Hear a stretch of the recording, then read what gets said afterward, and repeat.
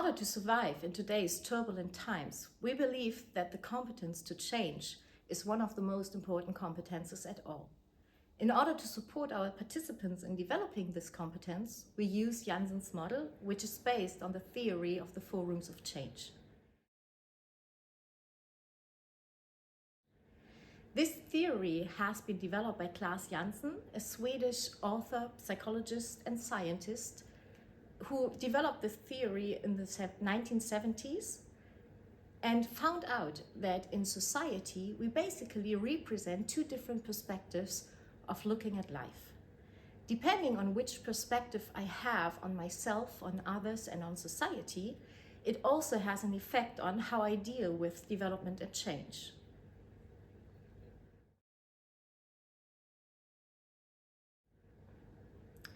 During change, we all go through the 4 rooms: contentment, censorship, confusion, and inspiration.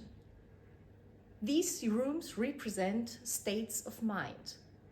And depending on which perspective of life I have or represent, I look forward to different rooms, I can better stand certain rooms, and understanding which perspective I represent, how I move through the different rooms, this helps me in finding out what I need to move on in my development.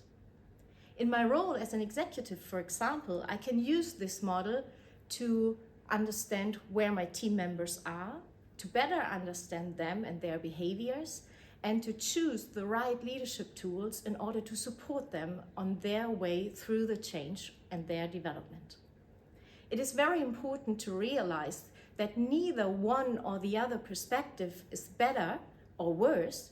Basically, we need both in organizations and teams in order to be successful. Claes Janssen developed with Janssen's model several instruments. Getting to know the different perspectives, developing and understanding the rooms and the movement through them is part of the introduction. If you want to dive a bit deeper on your personality, on behavioral patterns that you have, to better understand them or maybe even to overcome certain patterns, you can use the personal dialectics to get more clarity on that. On an organizational level, we use the Pulsometer. It is actually like a small employee survey. And with this Pulsometer, you can identify which rooms are more prominent in your organization, and you can find out what to do to increase well-being and productivity within your organization, and to create an atmosphere of respect and understanding, and even create dialogue.